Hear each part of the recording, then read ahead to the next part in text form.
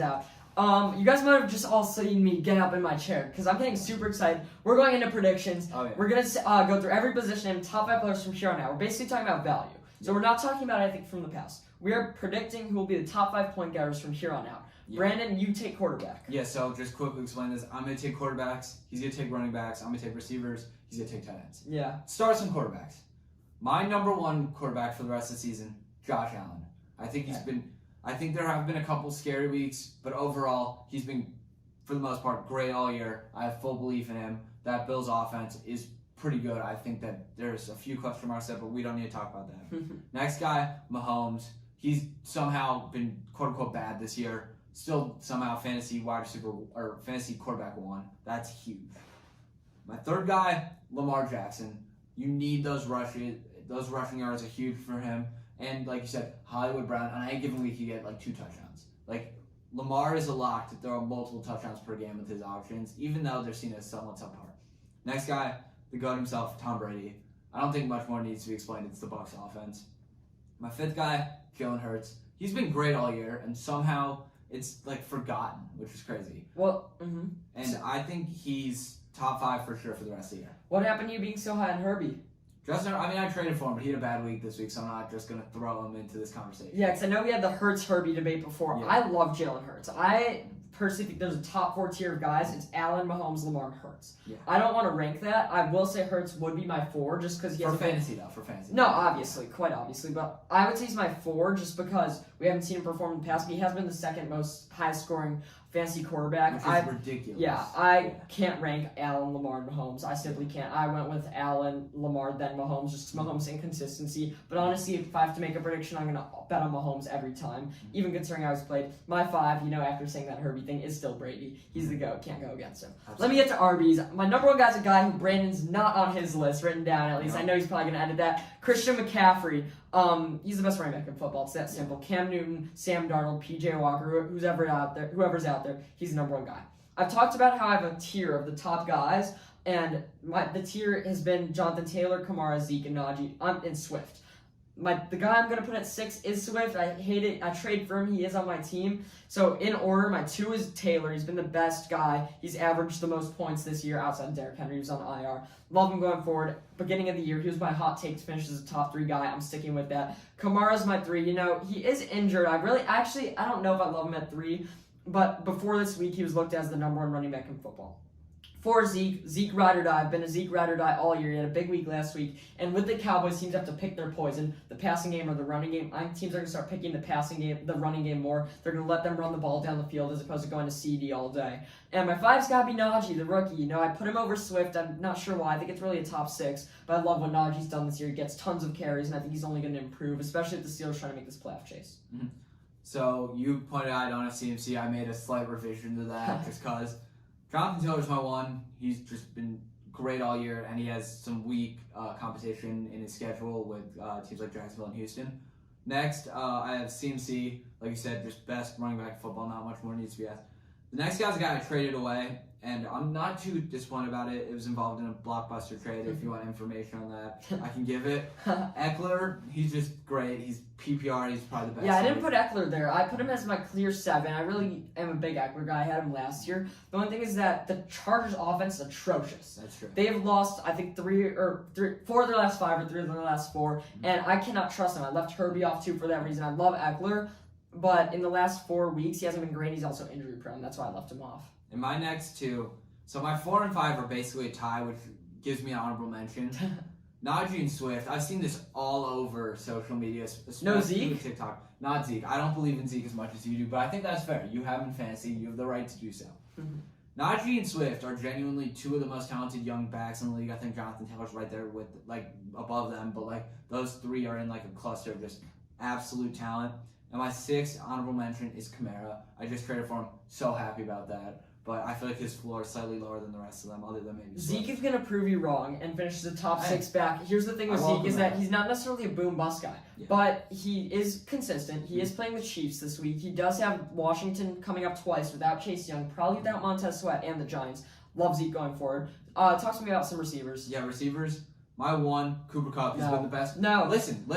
He's been the best receiver all year. That's going to keep happening. Why? Nothing can change. Why is it going to keep happening? Tell me. Because even in their bad weeks, and he proved that this week, he still had 22. He still was like top, I want to say like 8 in wide receiver scoring in a week where they scored like 7 points. So you're going to tell me that Cooper Kupp's going to finish the season and have better points than Adams? Devontae Adams. Yeah, potentially.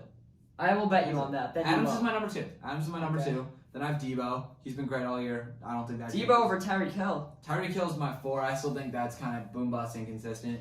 My 5, Jamar Chase. No, I hate that. I stand by that. Why? The Bengals offense. Great.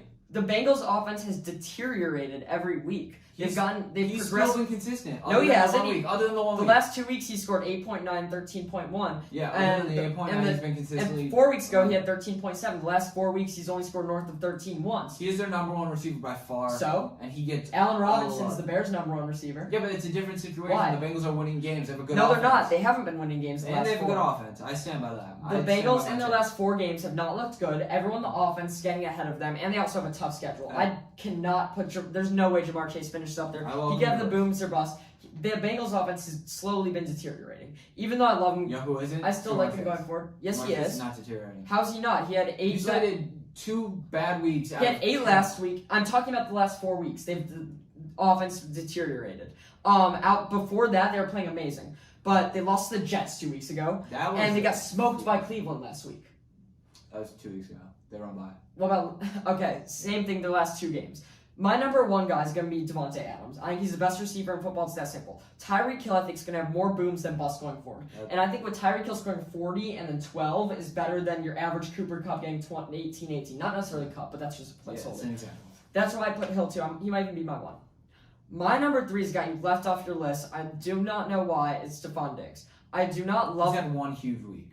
He's been. It was against the Jets too, but I'm saying I think he's going to start playing well. I think he's going to start playing well. It's a prediction. My 4 is... Actually, I'll put Kupp above him. Just because I got to show Kupp some love. And I really am a Bills offense hater. I think they're going to have a bad week this week against Indy at home. I think it's going to be a low-scoring game. I don't want to spoil my prediction for the regular episode. Check that if you want our actual predictions. But I'm going to have the Bills winning a low-scoring game by only 3. So I will put him as my 4 still. My 5 is CeeDee Lamb. I don't know a world where you can put Jamar Chase over CeeDee Lamb. I traded for him. I'm the biggest I realize CeeDee that. Lamb fan So then why is he not your top 5? Because I think that offense has so many weapons. And the Bengals don't?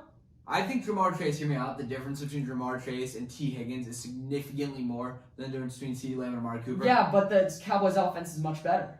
Yeah. Are they not? They are, but hear me out. I think the connection between Burrow and Chase, it's almost like Burrow has a bias to Chase.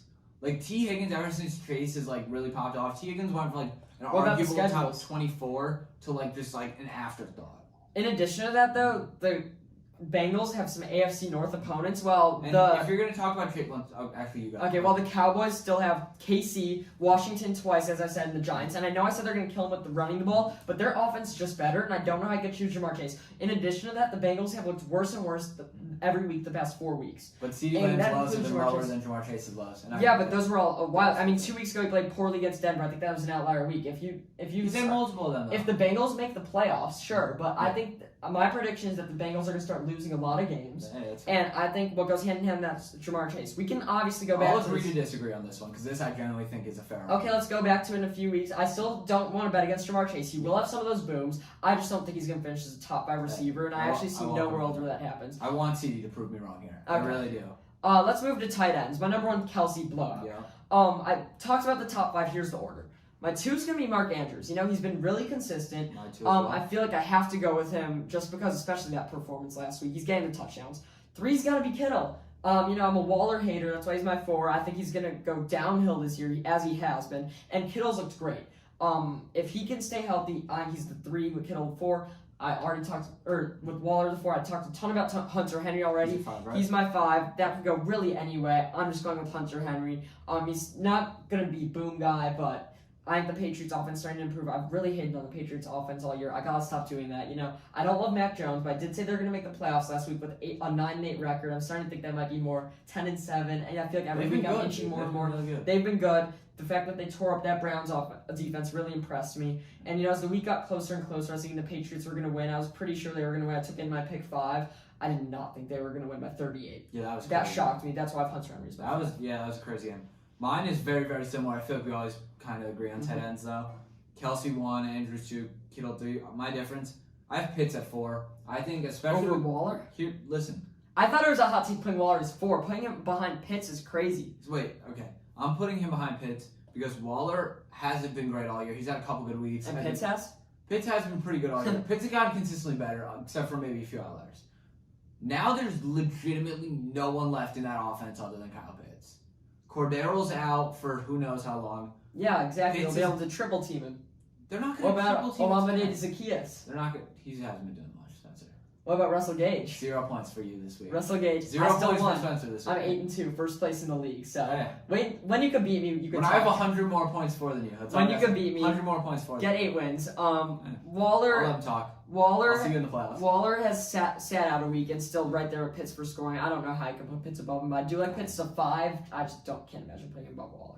Hey, that's fair. I see Waller in an offense full of options, whereas Pitts. What options? I mean, Hunter Renfrow. Hunter Renfrow gets a ton of targets.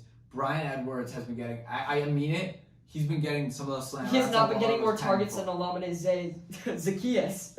Olamide Zacchaeus. I want to check that out after the episode. Okay, please do. will check that out. Because the Falcons do have to pass to some wide receiver, and I know that Cordarrelle's going to be out this week, but they still have running backs. It's true, but I'm just saying Cordero gets a lot of passing. Like he gets a lot of passing in. We'll see. I would bet you money that Waller finishes better than Pitts. Let's get to our boom. And by the way, that's with Waller having less points as of now. I'd still take the points. I'd take the spread there. Let's